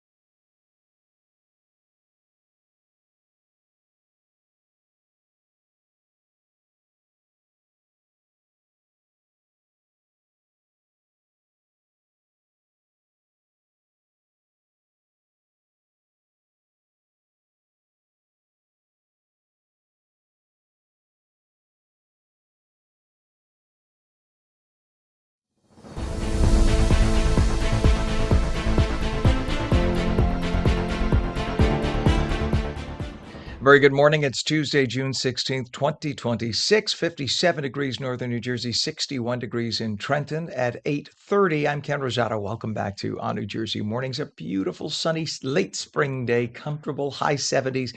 Meteorologist Mike Favetta, you earned a cannoli or a Oh, canolo, I should say, thank this year you. because of that. So today, by the way, I'm weeping because it is National Cannoli Day, which is it's a national holiday. Yes, it's also National Fudge Day. Forget about that. It is National Cannoli Day, though. And we're going to have our dear friends from Uncle Giuseppe's Marketplace on in a moment, showing us how Mm. to pipe a cannoli. But just so you Oh, that's know, exciting. they sent us some. You know, it's taking like every inch of strength in my body to not I'm sure do that the right now. aroma, the profumo, it must be so intoxicating early this morning, right? It just hits I every love it. receptor in your brain, makes it go crazy. Do you, by the They way, should are pump you a, that. go ahead. I was going to say, are you a ground pistachio or a chocolate chip guy on your cannoli? Or do you just like it like Purist. that? Nothing. Yeah, purist. Nothing. Yeah, I'm with Every you. time they I'm ask, with "Do you you. want it dipped in something?" No, no, no, no, no. I would like it just lisha. I want it plain. I am the cannoli snob who goes to one store to buy the shells and another store to buy the cream to make the perfect cannoli. That's how much of a cannoli snob I am. Can't So even be you're in the asking the same wrong guy. store. It's got to be in different stores. You're hilarious. You're hilarious. All right, my Yeah. friend. All right, so Well, we could have nice weather to eat the cannolo outside. absolutely, of course. You could even leave it, well, don't leave it in the sun for too long, but it is cool enough this morning at least to start out. We don't want to go food poisoning route. That's a little bit on the dangerous side. We've got plenty of clear weather to enjoy today. After all, it is a fresh ricotta cheese product, bringing back lots of sunshine through this afternoon and light breezes. Yesterday's winds were a little rough, especially out of the north and west, but today winds much lighter, blowing anywhere from 2 to 13 miles per hour early this morning and remaining light through the afternoon. A little bit of a sea breeze today, keeping that pollen away at the shore and even inland. Not as terrible as a pollen day as it has been in the last few days. With the almanac reading today's high coming just shy of average, we should be at 83 degrees, but we'll make it into the upper 70s with nothing more than clear sky and beautiful beach weather, I might add once more. Water temperatures are slowly warming through the 60s, but if you're like my wife, you don't go until it's 82. So it's going to be a while if you enjoy the clear sky. No severe weather threat today or tomorrow, even though there's that little bit of rain chance early in the morning. The better rain chances are really on Thursday, where we get hit with several rounds of wet weather. But look at that, bone dry this weekend. Beautiful weather upcoming for Father's Day. If you have plans with dad, grilling perhaps, pizza making at our house, excellent weather to fire up the pizza oven. So plenty of clear sky throughout this afternoon. A little bit of cloud cover moving back in for tomorrow.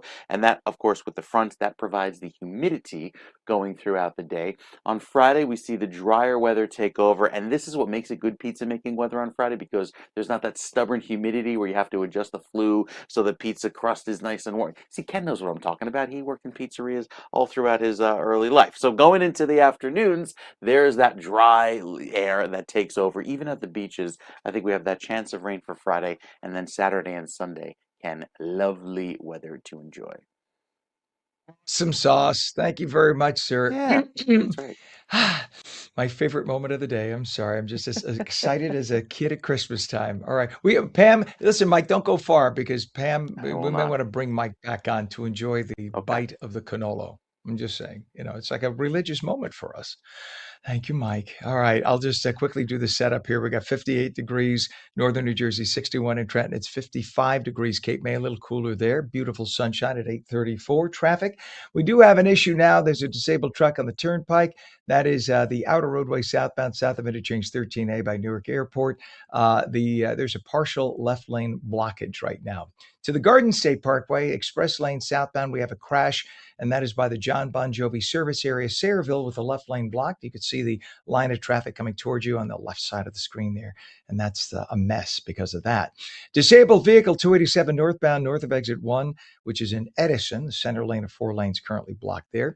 Hudson River crossings, Lincoln and Holland, both costing you 35 minutes. GWB is now 35 to 40 minutes, upper and lower levels, upper on the right, lower on the left. You could see just a lot of volume as people drive into the sunshine, and that's what you got. All right, 8:35 is our time. If you haven't heard me mention 8,426 times so far today, today is National Cannoli Day. And one of the sweetest celebrations is happening right here in our area. Uncle Giuseppe's Marketplace, one of my favorite places on earth, is marking the occasion with special deals, creative cannoli treats, and plenty of Italian bakery favorites. Joining us now is Francesco Frankie Mosca, baker at Uncle Giuseppe's Marketplace. Hey, they ever call you Frankie the Fly? That's your name, right? Frankie Fly. Called me growing up Frankie Fly. That's like my email, I love actually. it. I love it. Now we know. Frankie, I guess got to tell everybody, Frankie sent me over a tray of a dozen cannoli. And they're kidding me that I'm only showing 2 on the plate because maybe, let's just say that maybe 10 of them got disappeared. They just went poof into the ethos. These are the most beautiful. Let me take it out of the wrapper. So the most beautiful cannoli. Oh, of course, I smeared it. I'm sorry, I smeared your work there. Here's the thing. Cannoli, usually when you pipe them, don't they get soggy? But this, you can't really tell. This is still crunchy. How do you keep your cannoli shells so darn crunchy and delicious? I'll let you talk while I eat. So what the shell is made with flour, malted flour, wine. It's made to crunch. It's gonna crisp. So I don't know if you can hear it, but there it is. Are you We got kidding? it. Are you kidding? Frankie, I don't know if you heard. Let's bring up Mike. Frankie, I don't know if you know Mike, our meteorologist. He proposed to his wife using a cannoli shell. I mean, that's how special cannolis are to us. Was the ring?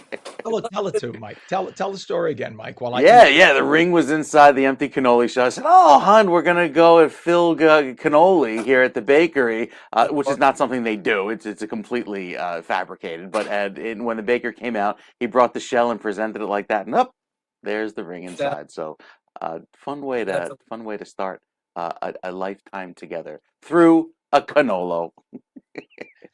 you gotta have something. That's so sweet. Hey, Frank, tell us what the ingredients of the cream. It's ricotta cheese, what, powdered sugar, and how else do you make it? So we use 3 different blends of ricotta, pasteurized, impastata, and regular paleo. So we mix that with sugar, a little cinnamon, chocolate chips, and if it needs it, sometimes it doesn't because the ricotta is so wet.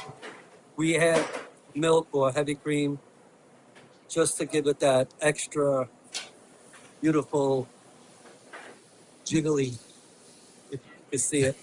I love it. Because I got to tell you, Frank, this is the creamiest. I mean, the thing is, you think ricotta, and excuse me, my mouth is full because every time I'm off camera, I'm taking another bite. It's so good. You think of ricotta and you think grainy. You've achieved the creamy. This is almost the creaminess of yogurt. That's how creamy. It's almost like the richness and creaminess of like Greek yogurt. It's so smooth. Spreadable, it's pipeable, it's gonna stick, it's not gonna drip. We got it down packed. It took a long time to get it to this consistency, but absolutely 100%. You fill it, it's staying where it's supposed to until you. So if bite I come into it. into one of the Uncle Giuseppe's locations today, I go up to the bakery counter. You guys pipe them fresh to order, right? Absolutely, 100% fresh to order. Grab it and fill it. And look how Just fast like you that. do it. It drives me crazy how you do it. It's like boom. I go to do it, I would have it exploding all over the place. And Look at that. Oh my God. That you could can make cure diseases. very- That's how good it is. we got it all. Sicilian style, the American style, whatever you like. Pistachio. We got it all. Like, what is the red thing? What is the red stuff? Right here, these are the little Yeah. cherries from Italy. I don't know if you can Oh. see them. Yes, I From want to Sicily. grab one. And the orange peels from Sicily. Beautiful. And just so everybody knows, they candy them, right? So they boil them in sugar so you could eat those orange Watch peels this. like that. Yeah. The They're not bitter. They're sweet as could be. Oh my God. sweet candy cherries and orange peels.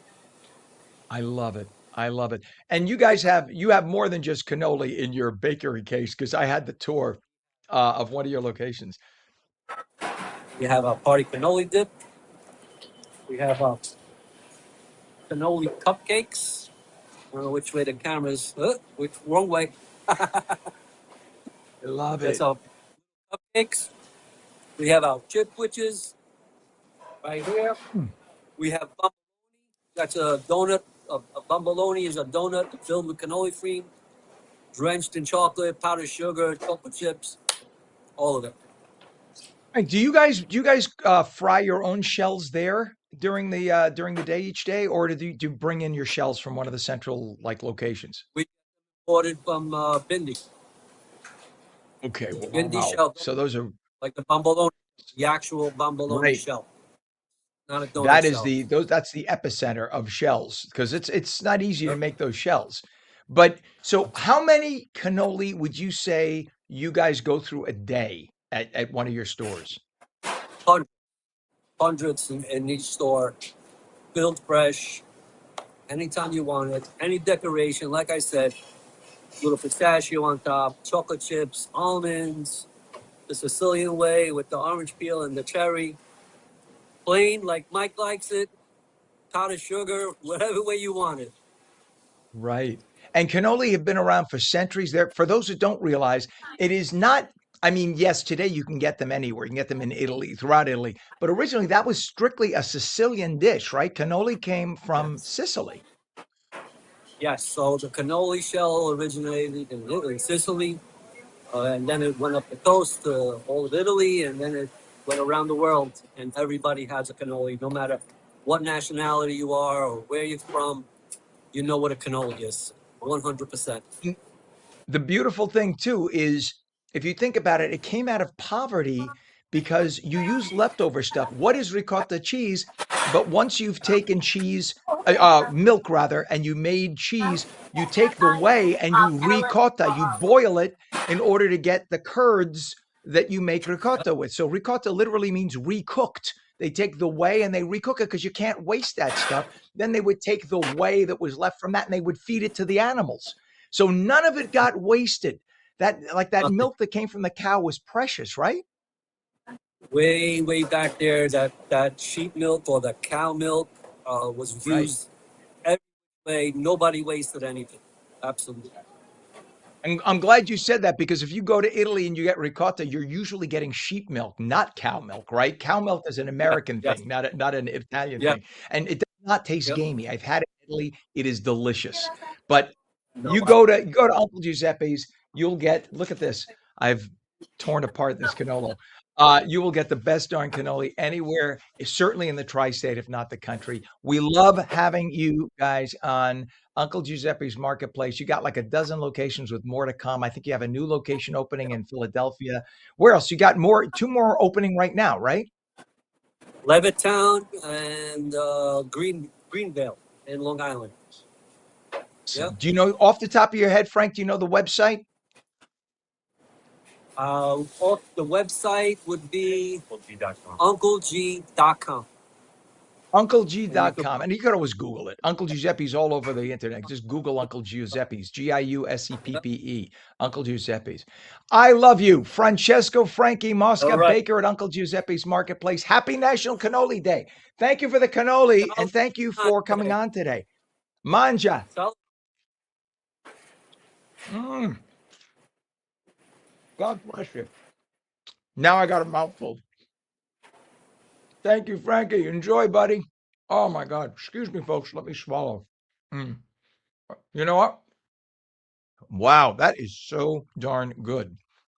So coming up in just a little bit, our friends at AARP New Jersey will bring us, pardon me, information on how to navigate changes with SNAP and Medicaid, which is very, very important.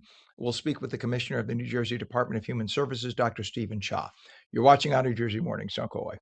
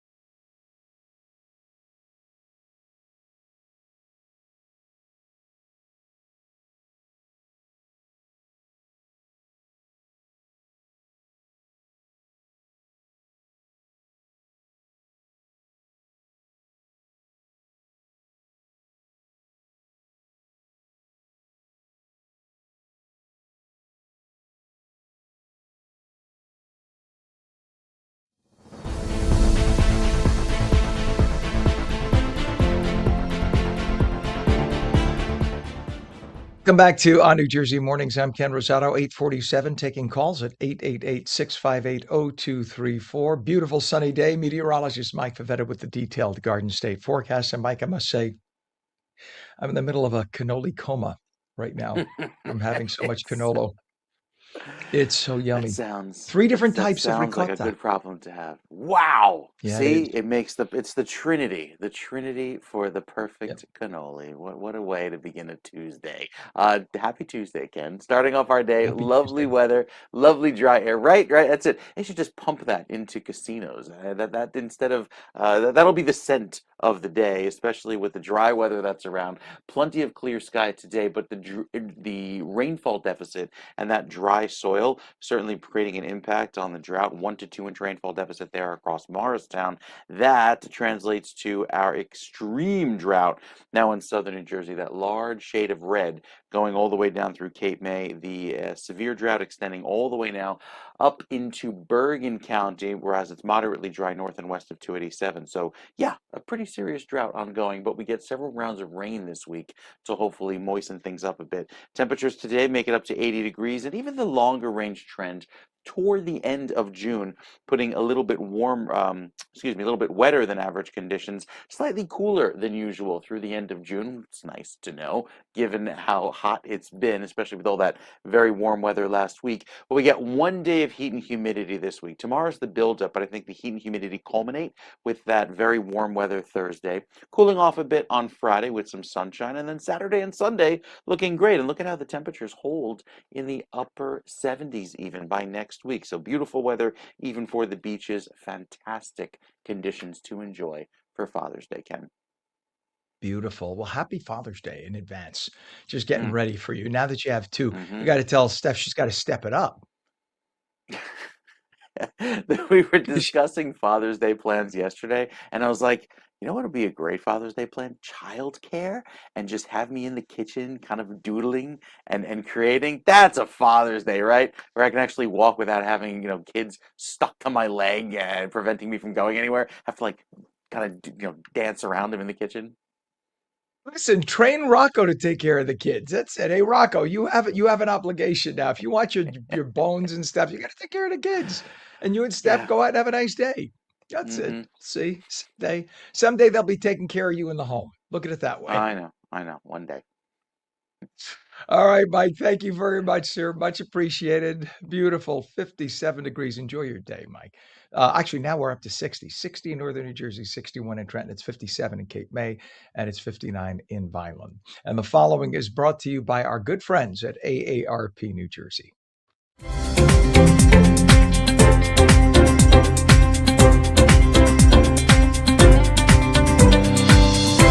Medicaid and SNAP benefits are critical resources for so many families across New Jersey. But with recent updates and changes, many residents may have questions about what these changes mean for them and what steps they need to take to maintain coverage and benefits.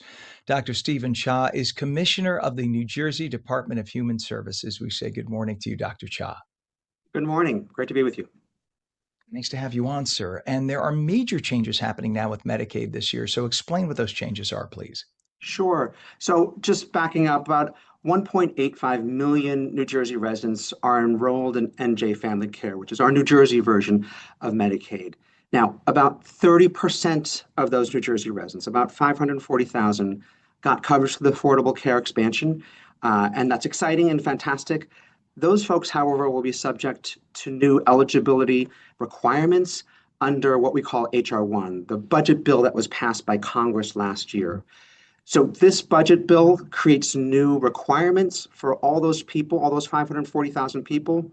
We're worried, and some people have projected that we may lose as many as 330,000 New Jerseyans who could lose NJ Family Care due to these new federal burdens. And we're really concerned about that and trying to work with folks to make sure folks are tracking on that.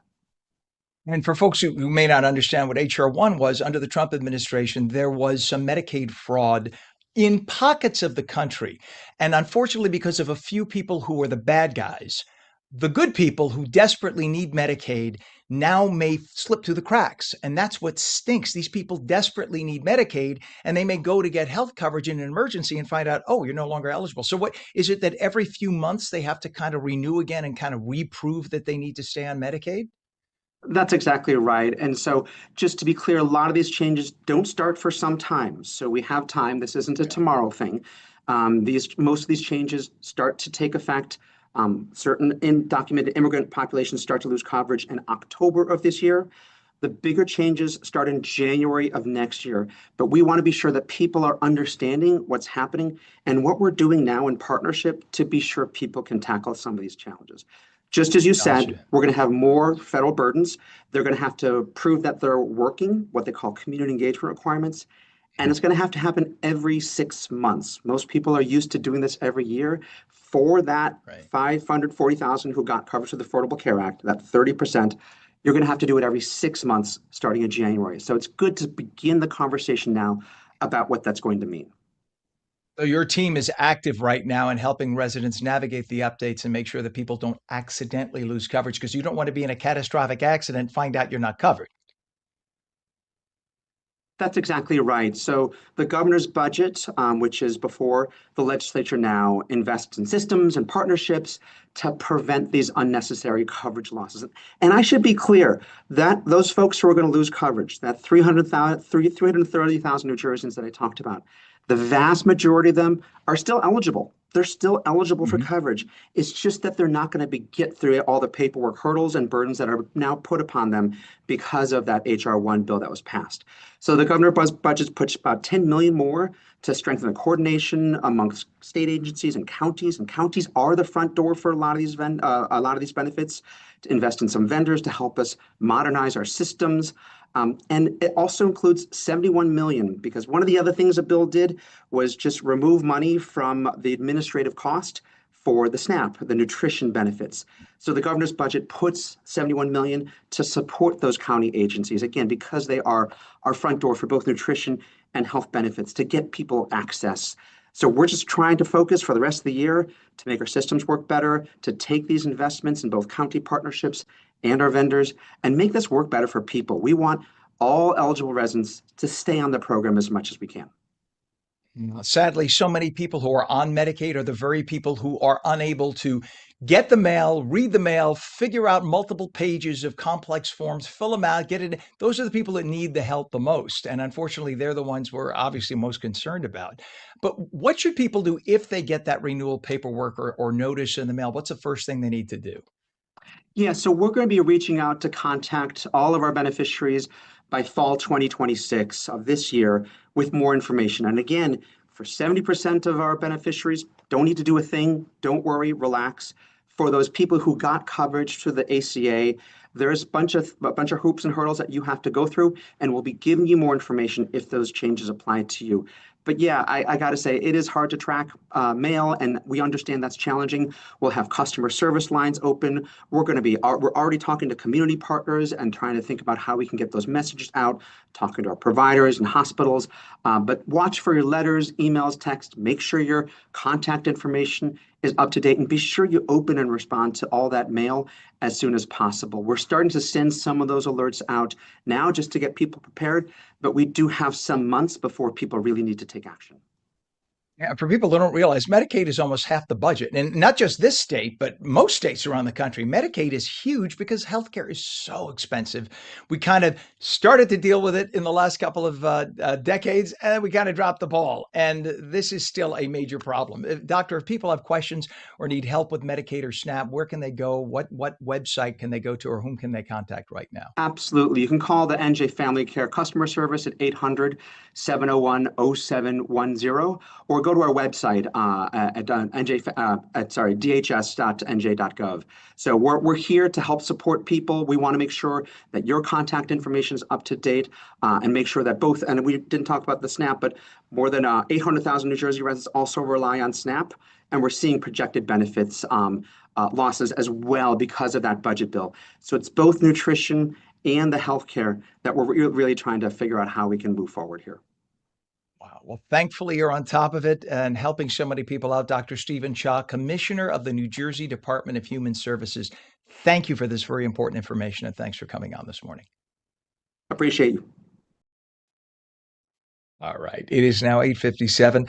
Beautiful 59 degrees northern New Jersey, 61 degrees in Trenton. Meteorologist Mike Favetta says it is going to be literally one for the books. A beautiful, sunny, comfortable late spring day. Remember, summer doesn't start until this coming Sunday. Today, highs in the upper 70s. And that is on New Jersey Mornings for Tuesday, June 16th, 2026. I'm Ken Rosato. You can stream us at onnj.com, onlaca.com, onfla.com, Roku, Fire TV, News on Samsung TV Plus, Apple TV, YouTube, Facebook, and X. And we stream live on Substack, Rumble, Twitch, and Local Now. We'll catch you again tomorrow morning at 7. Tell all your friends about us. Till tomorrow, have a wonderful